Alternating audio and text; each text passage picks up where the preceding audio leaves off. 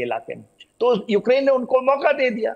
Now no one can say if they are hitting, जब वो Moscow के अंदर। और ये देखिए, जो जितने भी उनके पास खास करके FP1 जो है लंबे ड्रोन, उनको यूरोप के कंट्री से मिल रहे हैं, और उसका फ्लेमिंगो है, वो थोड़ा इफेक्टिव तो है ही है। मगर ऐसी ऐसी यदि आप मिलिटरली इसको आप देखेंगे, स्ट्रेटेजिकली देखेंगे, भले ही रशिया इसको दिखाए, वर्ल्ड की जो मीडिया है इसको दिखाए, it is not a big thing, जितना उन्होंने किया था 2024 में जब कर्स्क में चले गए थे, जब डीप इनसाइड चले गए थे और यूक्रेन गया था। तो वो जो चीजें थी उसको बड़े मुश्किल से रशिया ने संभाल पाया है। तो ये जो चैलेंजेस हैं, this is a temporary and transient है, जैसा मेरा मानना है, और भारत के लिए एक बहुत बड़ी अपॉर्चुनिटी ऑल है। राइट सर, मैं संजीव श्रीवास्तव सर के पास जा रहा हूँ, is a foreign affairs expert. उसके बाद मैं जाऊँगा मिस्टर सिंघल साहब के पास। सर, बहुत बहुत स्वागत है कार्यक्रम में आपका। हम सिचुएशन डिस्कस कर रहे हैं, रशिया की फ्यूल सप्लाई क्राइसिस, इसके अलावा भारत जिस तरह से बेलारूस, भारत और कजाकिस्तान उसकी मदद कर रहा है। इंटरनेशनल कम्युनिकेशन क्या जाएगा वेस्टर्न वर्ल्ड को?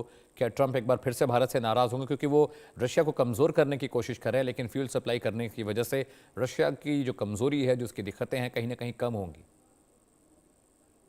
देखिए अमित जी, भारत और रशिया की जो special and privileged strategic partnership है जी। वो एक अपनी स्वतंत्र पार्टनरशिप है। और भारत अपनी विदेश नीति हो, रक्षा नीति हो, आर्थिक नीति हो, सब में स्ट्रेटेजिक ऑटोनॉमी को पूरी तरीके से टोटली एंड फुल्ली एक्सरसाइज करता है। राइट। और भारत रशिया के साथ अपने जो संबंध है उसको किसी तीसरे प्रिज्म से नहीं तौलता।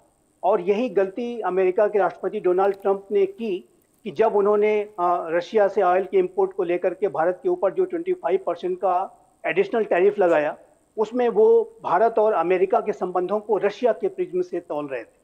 जबकि ये जो इन संबंधों को डील करने का सही अप्रोच बिल्कुल भी नहीं है।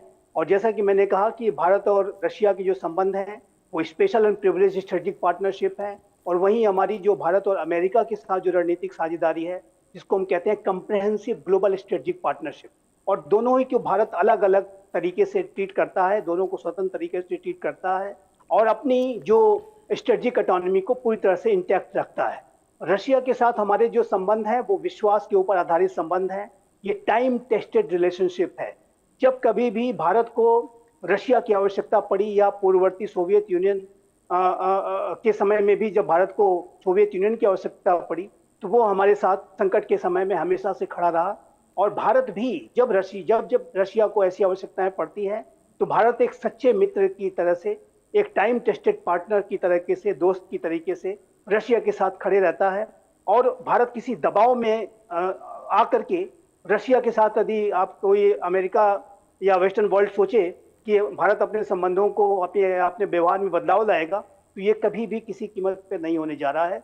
और ये बात मैं स्पष्ट रूप से कहना चाहता हूँ, ये बात भारत ने लगातार इस बात को स्पष्ट किया है कि भारत और रशिया की ये जो विश्वास के ऊपर आधारित जो एक सच्ची मित्रता है, एक टाइम टेस्टेड रिलेशनशिप है, उसके ऊपर कोई दबाव डाल करके भारत से कोई व्यवहार में बदलाव की उम्मीद करना बेमानी होगा। और भारत ऐसा बिल्कुल भी नहीं करने जा रहा है। आज जब रशिया को इस बात की आवश्यकता है, उसे गैसोलीन की आवश्यकता थी, तो भारत ने उसको दिया है और भारत आगे भी रशिया को अपनी मदद देता रहेगा। आप देखिए तो रशिया यूक्रेन युद्ध के शुरू हो जाने के बाद वेस्टर्न वर्ल्ड से बहुत दबाव आया, विशेष रूप से अमेरिका की तरफ से, यूरोपियन कैपिटल्स की तरफ से भी। जब कभी भी वहां से कोई मिनिस्टर्स इत्यादि का दौरा होता था तो वो भी तरह तरीके के बयानों को दे करके भारत के ऊपर एक प्रेशर बनाने की कोशिश करते थे कि भारत रशिया से ऑयल को न खरीदे और किसी तरीके से अपने संबंधों को डाउनग्रेड करे। लेकिन भारत ने डाउनग्रेड करना तो दूर, इसे मल्टीफोल्ड कर लिया। भारत रशिया से ऑयल के इंपोर्ट को कई गुना भारत ने बढ़ा लिया।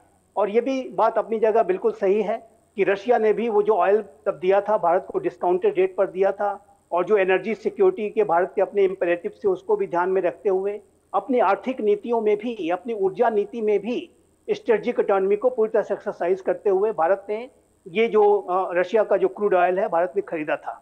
लेकिन आज जब भारत को अपनी रिफाइनरी कैपेबिलिटीज में जो महारत भारत को हासिल है उसको ध्यान में रखते हुए जब रशिया ने इसे ऐसी आवश्यकता उसको पड़ी है तो भारत ने अब उसकी मदद की है। तो ये भारत और रशिया की दोस्ती की जो प्रगाढ़ता को, मजबूती को दर्शाता है और ये दोस्ती बनी रहेगी। और इसके अब वेस्टर्न वर्ल्ड इसके बारे में जो भी विचार रखे, ये उसका अपनी सोच होगी। भारत के ऊपर इसका कोई असर नहीं पड़ने जा रहा All है। right, sir. और भारत अब लगातार रशिया को अपनी जो ऑयल की जो सप्लाई है, जो भी ऐसी आवश्यकताएं एक पार्टनर के तौर पर, एक फ्रेंडली कंट्री के तौर पर होंगी, वो भारत उससे अवश्य देगा, इसमें कोई दो राय नहीं है। Point taken, sir. Please stay with me.